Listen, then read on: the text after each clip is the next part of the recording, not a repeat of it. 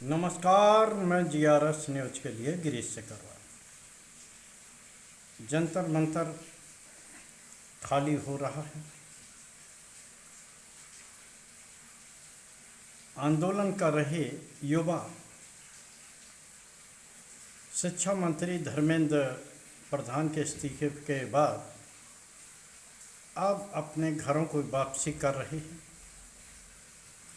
जंतर मंतर के इतिहास में भी एक सफल आंदोलन का इतिहास लिख गया है और अब बच्चे अपने अपने घरों में वापस लौटेंगे, लेकिन एक चीज़ हरदम उनके जेहन में रहेगी कि किस प्रकार अपने अधिकारों और अपने हकों की मांग करने पर उन्हें किस प्रकार से एक नादिरशाही सत्ता ने पिटवाया था।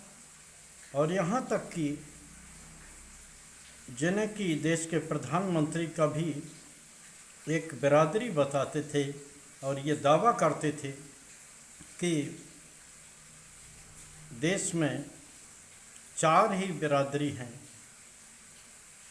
जिसमें कि गरीब, अमीर, युवा और महिला। और जब युवाओं ने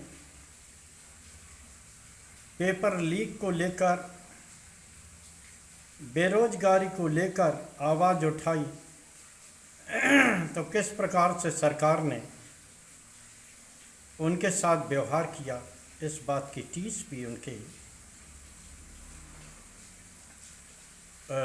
दिमाग में रहेगी। लेकिन उन्होंने न सिर्फ नादिरशाही शिक्षा क्षमा करें सरकार को घुटनों पर लाया है, बल्कि उन्होंने एक दिखा भी दिया है कि बिना किसी नेतृत्व के किस प्रकार से एकता के आगे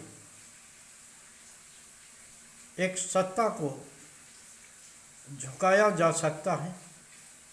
भले ही शिक्षा मंत्री धर्मेंद्र प्रधान ये घोषणा करते हुए ना घाएं कि उन्होंने विद्यार्थियों के हित में इस्तीफा दिया है, एक कपोल कल्पित बात ही मानी जाएगी, क्योंकि आप सभी लोग जानते हैं कि किस प्रकार से 1 महीने से अधिक आंदोलन पर बैठे छात्रों से सरकार तो कोई एक अदना सा अधिकारी तक उनसे बात करने के लिए नहीं आए। और जब सरकार को ये लगा कि इससे मामला बिगड़ सकता है और छात्रों का ये आंदोलन तथाकथित उन राज्यों में भी पहुंचा जहां की डबल इंजन की सरकारें हैं, और इस तरह से पहुंचा कि असम में एक मंत्री की बेटी किस प्रकार देश के प्रधानमंत्री मोदी के खिलाफ अभद्र भाषा में नारे लगाती हुई दिखी। अधिकारियों के बच्चे, पुलिस वालों के बच्चे किस प्रकार से अपने घरों में, भले ही वो परिस्थिति बस जंतर मंतर पर ना आ पाए हों, लेकिन जिस तरह से उन्होंने सोशल मीडिया के जरिए छात्रों का सपोर्ट किया, उन्हें सहयोग एवं समर्थन दिया, इस संबंध में हम उन दिल्ली वासियों और उन समाज सेवी संगठनों को अभी आभार व्यक्त करेंगे जिन्होंने जंतर मंतर पर विभिन्न परिस्थिति में रुके हुए छात्रों को न सिर्फ भोजन मयस्कर कराया, बल्कि हर तरह से उनकी मदद की। इस संबंध में हम विभिन्न कंपनियों में लगे हुए उन कर्मचारियों जो कि एक तरह से परिस्थितिवश ना के बराबर तनख्वाह में काम कर रहे हैं, उन लोगों ने जो युवाओं को समर्थन दिया, यहाँ तक कि शनिवार इतवार को 2 दिन अपने समय को काटते हुए और जो उन्होंने सहयोग एवं समर्थन दिया, ये उन युवाओं के सहयोग के बिना कभी संभव नहीं हो पाता। और इन युवाओं ने उस सरकार का भी दम तोड़ दिया जो ये कहती हुई नहीं आघा रही थी कि इस सरकार में इस्तीफे नहीं होते। खैर, बच्चे अब अपने घरों को लौटें, पढ़ाई पर अपना ध्यान केंद्रित करें।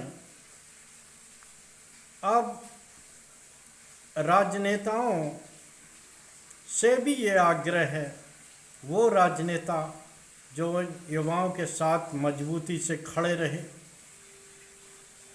उनके हक के लिए सदन में आवाज़ उठाते रहे, छात्रों के सहयोग से एक बड़ी लड़ाई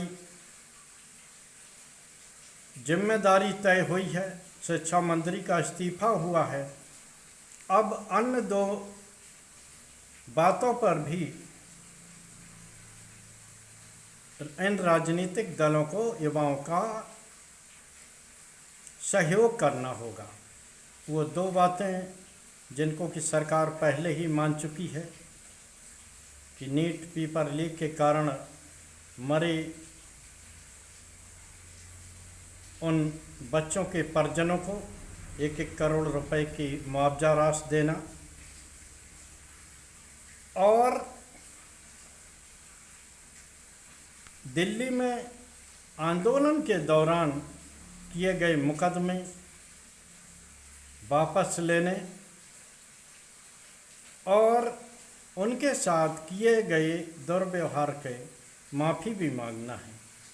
संभवतः सरकार को या सरकार के मुखिया प्रधानमंत्री को इसमें कोई आपत्ति नहीं होना चाहिए, क्योंकि जब वो 2 रील वीडियो के जरिए छात्रों को उनके सुझावों के लिए धन्यवाद दे सकते हैं, उससे उनके साथ अपने संबंधों का हवाला दे सकते हैं, तो आखिर वे उनके साथ किए गए दुर्व्यवहार पर माफ़ी क्यों नहीं मांग सकते। हालांकि ये अलग बात है कि किसान आंदोलन के दौरान मारे गए 800 करीब किसानों के संबंध में प्रधानमंत्री ने अभी तक न तो माफ़ी मांगी है और न ही उनका कोई जिक्र ही किया है। देखना यह है कि युवाओं के मामले में जिन्हें उन्होंने माय फ्रेंड कहा और एक महत्वपूर्ण बिरादरी माना, क्या प्रधानमंत्री अपनी ही पुलिस द्वारा किए गए आचरण के लिए युवाओं से माफ़ी मांगेंगे?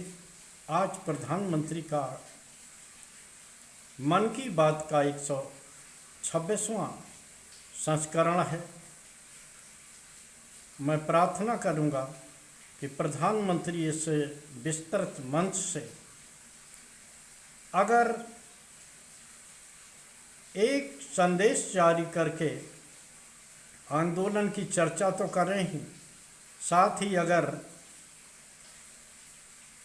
माफ़ी भी मांग लें तो ये कोई उनकी हार नहीं, बल्कि बड़ा दिल, बड़ापन ही माना जाएगा कि उन्होंने युवाओं के साथ हुए अत्याचार को लेकर अपने सरकार के प्रति नाखुशी जाहिर की है। देखना है कि प्रधानमंत्री इस संबंध में क्या निर्णय लेते हैं। हालांकि कल सोमवार को